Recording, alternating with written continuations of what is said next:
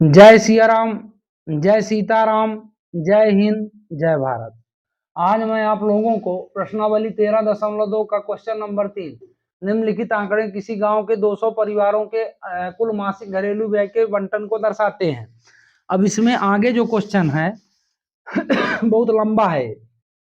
इन परिवारों का बहुलक मासिक व्यय ज्ञात कीजिए, साथ ही माध्य मासिक व्यय भी ज्ञात, मतलब इसमें बहुलक भी ज्ञात करना है और माध्य भी ज्ञात करना है। क्वेश्चन मैं इसलिए लिख दिया कि आपको पहचान मिल जाएगी कि यही क्वेश्चन है, आंकड़ा पूरा है। अब सबसे पहला काम ये है कि मैं ये 6 मतलब 5 डब्बा मैंने क्यों बनाया है ना। तो ये आप भी जान सकते हो कि मैं बार बार बता रहा हूं कि जिसके आंकड़े बड़े हों उसको पग विचलन विधि या कल्पित माध्य विधि से ही निकाला जा सकता है। हालांकि निकाला उसमें भी जा सकता है लेकिन उसमें बहुत डिफिकल्ट होगा। ठीक, तो अब जो है इसमें सीधे निकाल लेते हैं। अब वर्ग चिन्ह निकालना है तो इंग्लिश मीडियम वाले देखो ये एक्सपेंडिचर लिख देंगे रुपए में परिवारों की संख्या है ना, नंबर ऑफ फैमिलीज, वर्ग चिन्ह class mark x I D I, बाकी तो सब सेम है। तो अब इसमें मेन काम क्या है, वर्ग चिन्ह को निकालना। तो वर्ग चिन्ह निकालने का पहला मैंने तरीका बताया था कि दोनों उच्च सीमा और निम्न सीमा को जोड़कर 2 से भाग कर दो, 2 से भाग कर दो। तो इसको इसको जोड़ेंगे 2500 हुआ और 2500 का आधा 1250, 1250। ठीक, अब 1500 और इसमें जोड़ो 2000 में, है ना। 1500 2000 मतलब देखो, हाँ एक चीज और है इसमें, ये मत सोचना आप लोग कि ये ऐसा खड़ा खड़ा है तो मैंने पड़ा क्यों बना दिया, मतलब ये आपका पूरा वही है चाहे ऐसा बना होगा। ठीक, इसमें कंफ्यूजन नहीं होना कि ये पड़ा है इसमें खड़ा है, ऐसा नहीं है, कुछ दिक्कत नहीं। ठीक है, अब 1250।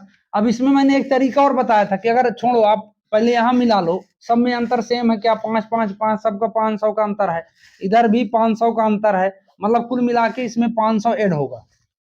क्या होगा, 500 ऐड।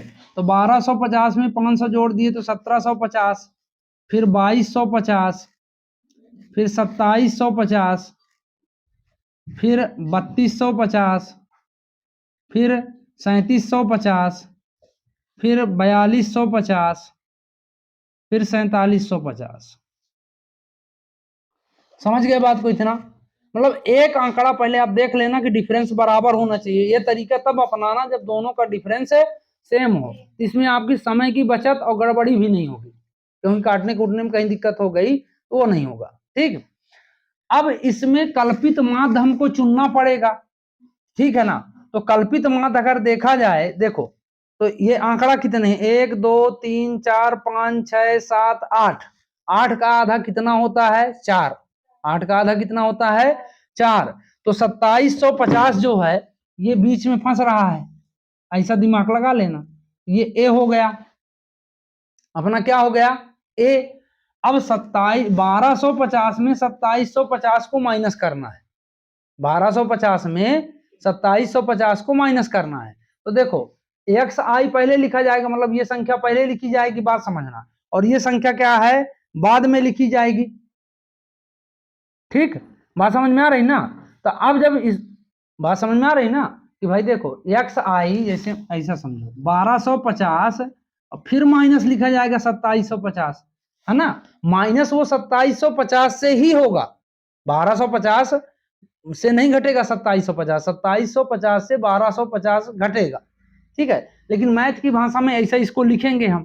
ठीक, तो अब देखो 12 में 15 27 हुआ कि नहीं, तो 1500 आया, लेकिन माइनस 1500 क्यों, क्योंकि संख्या बड़ी है। फिर 500 का अंतर है सब में, तो वही 1000, फिर 500, फिर 0। मतलब देखो ये ट्रिक जो है आपके समय की बचत करेगी, बात समझ में आ रही ना। और ये आप मतलब समय की बचत होगी और दिमाग में जल्दी चढ़ जाएगा बात। अब यहां से देखो 3200 में 2700 घटाए 500, 2700 में 1000, है ना, 1500, ठीक है, और नीचे 2700 में 2000, ये आंकड़ा आपका आ जाएगा इस तरह से। ठीक, समझ में आई बात। अब देखो 1 2 3 4 5 6 7 8 आंकड़े। अब एफ आई और डी आई का गुणा करना है, मतलब ये परिवारों की संख्या जो है ये फ्रीक्वेंसी है, एफ आई है, और डी आई मतलब जो ये आया तो 24 में 15 का गुणा करना है ना। तो 15 चौको 60 की शून्य हासिल 6, 15 दूनी 30, 6 36, और इसमें जीरो कितने हैं, एक, मतलब ये 3600, नहीं सॉरी, एक दो जीरो है ना, 36,000 माइनस में। अब इसका 1,000 का गुणा 40 में करोगे तो 40,000, फिर 33 का 5 में गुणा करोगे तो 33 पंचे 165, और दो जीरो, ठीक ना। 28 का शून्य में गुणा करोगे तो शून्य, फिर 500 का 3 में 1500, फिर इसके बाद 22 का 1,000 में 22,000, ठीक। फिर 16 का 15 में तो 15 छक्का वो 16 पंचे 80, 16 एकम 16, 16 8 24, 24,000, फिर 2 सत्ते 14, 14,000। इतना समझ में आई बात कि नहीं आई? ठीक, मतलब 15, नहीं इसमें 109 और आएगा ना, 15 है। अब इनको जोड़ लो, तो जोड़ना है तो ये जोड़ ज्यादा है ना। अब इसमें देखो ये माइनस माइनस वाले अलग जुड़ेंगे, तो 6 6 12, 4 3 7, 1 8 1 9, यहां मतलब हम लिख सकते हैं कि -92,000। कितने आया? -92,000।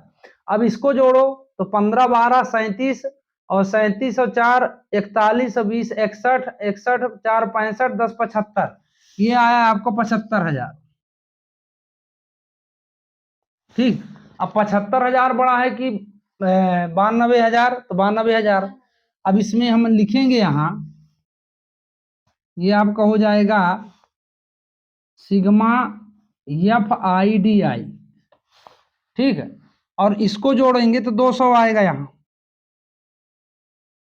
ऐसा बना लेना थोड़ा, ये है कि सिग्मा एफ आई बराबर 200, ये आपका आंकड़ा हो गया। आंकड़ा क्यों बनाना है? क्योंकि हमको बहुलक भी निकालना है और माध्य भी निकालना है। अब मैं इस क्वेश्चन को मिटा देता हूं तो अपने पास जगह हो जाए लिखने के लिए।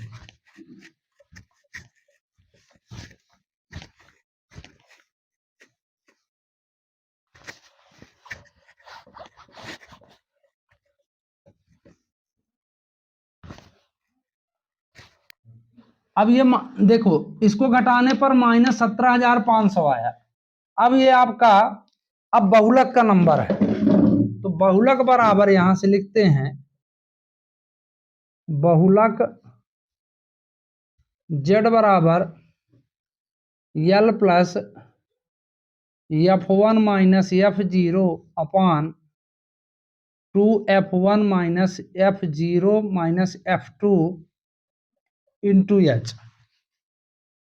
अब देखो इसमें F0 F1 F2 ये लिखा है, ठीक है, तो सबसे बड़ी बारंबारता के जो सामने होगा वही आपका वर्ग अंतराल काम करेगा। तो मतलब है वर्ग अंतराल जो आपका अंतराल वो आपका हुआ 1500 से 2000, इंग्लिश में बोलते हैं मॉडल क्लास। ठीक, अब इसमें छोटा क्या है, यल 1500 हो जाएगा निम्न सीमा, लोअर लिमिट, और दोनों के बीच में अंतर कितना है, वर्ग की माप मतलब क्लास साइज आपका 500 बना। अब यहां से आप मान रख दो, तो मान आपका क्या है, यल कितना है 1500 प्लस F1 है आपका 40, F0 है 24, 2 इंटू 40 माइनस 24 माइनस 33 इंटू 500, तो 1500 प्लस 16/40 दूनी 80 और माइनस 4 3 7 57 गुणे 500, तो ये हो गया आपका 1500 प्लस 16/23 गुणे 500। 80 में 57 घटाएंगे तो आपका आ गया 23। अब 1500 16 पंचे 80 मतलब 8000/23, ठीक ना। ये 16 पंचे 80, 8000। अब इसको काट देते हैं तो 23 तिया 69 और 11 बचा 110 हुआ। 23 चौको 92 और 92 और 8 18 बचा 180 हुआ। और 23 सत्ते 162, 18 162, हाँ 18 तो 180 हुआ। फिर 23 8 3 24 की 4 हासिल 2 8 दूनी 16 16 2 18।